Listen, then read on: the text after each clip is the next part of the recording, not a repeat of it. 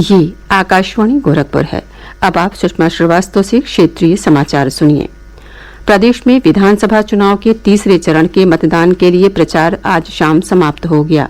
इस चरण में 16 जिलों हाथरस, फिरोजाबाद, एटा, कासगंज, मैनपुरी, फर्रुखाबाद, कन्नौज, इटावा, औरैया, कानपुर देहात, कानपुर नगर, जालौन, झांसी, ललितपुर, हमीरपुर और महोबा जनपद की 59 विधानसभा सीटों के लिए 20 फरवरी को मतदान होगा।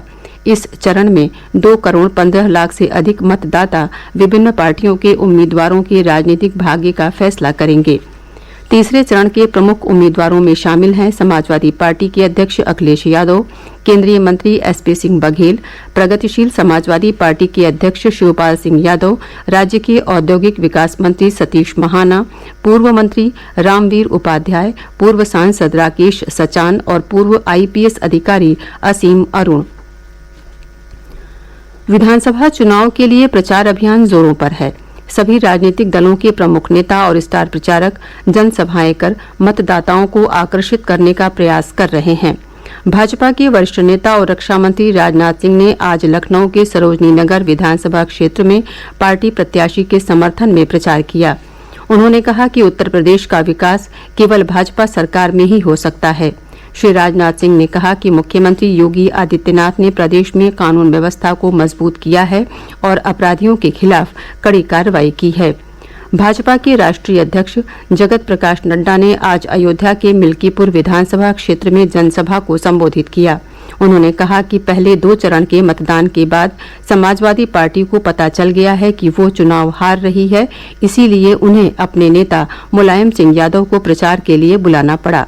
उन्होंने कहा कि सपा और कांग्रेस प्रदेश का विकास नहीं कर सकते। श्री नड्डा ने कहा कि भारतीय जनता पार्टी के प्रयासों के कारण ही आज अयोध्या में भव्य श्री राम मंदिर का निर्माण हो रहा है। भाजपा नेता और मुख्यमंत्री योगी आदित्यनाथ ने कानपुर और मैनपुरी के करहल में चुनावी सभाओं को संबोधित किया। उन्होंने कहा कि उनकी सरकार ने पिछले 5 वर्षों में राज्य में कानून व्यवस्था सुदृढ़ की है। माफियाओं और अपराधियों की अवैध संपत्तियों पर बुलडोजर चलाया गया है। श्री योगी ने कहा कि 10 मार्च को उनकी सरकार बनने के बाद एक बार फिर से माफियाओं पर बुलडोजर चलाया जाएगा। उन्होंने कहा कि समाजवादी पार्टी के नेता हार के डर से अपना आपा खो रहे हैं। समाजवादी पार्टी के अध्यक्ष अखिलेश यादव ने जालौन में जनसभा को संबोधित किया। उन्होंने कहा कि उत्तर प्रदेश महिलाओं के लिए सबसे असुरक्षित राज्य है। भाजपा सरकार को किसान विरोधी बताते हुए उन्होंने कहा कि अगर भाजपा सरकार फिर से आई तो वो कृषि कानून वापस लाकर किसानों की जमीन हड़प लेगी। उन्होंने कहा कि कृषि कानून वापस लेने के बाद भी किसानों ने भारतीय जनता पार्टी को माफ नहीं किया है। कांग्रेस महासचिव प्रियंका गांधी वाड्रा ने पार्टी की महाप्रतिज्ञा रैली को वर्चुअल माध्यम से संबोधित किया।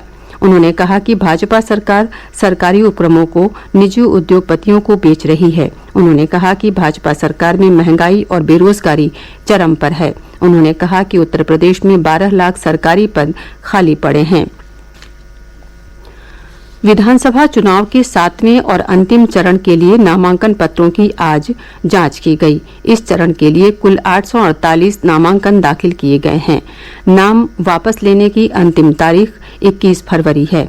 इस चरण में 9 जिलों आजमगढ़, मऊ, गाजीपुर, जौनपुर, वाराणसी, चंदौली, मिर्जापुर, भदोही और सोनभद्र की 54 विधानसभा सीटों पर 7 मार्च को मतदान होगा।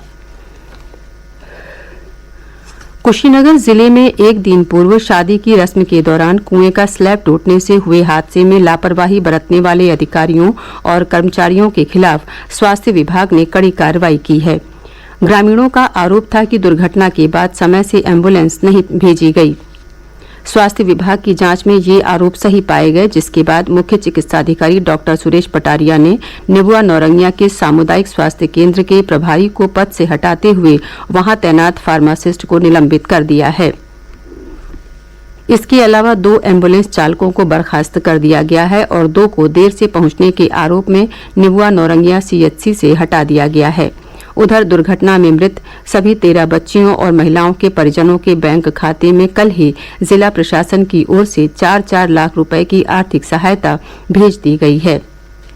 ये समाचार बुलेटिन हमारे YouTube channel AIR news Gorakhpur और ट्विटर हैंडल AIR न्यूज_GKP पर भी उपलब्ध है। इसके साथ ही क्षेत्रीय समाचारों का ये बुलेटिन समाप्त हुआ। नमस्कार।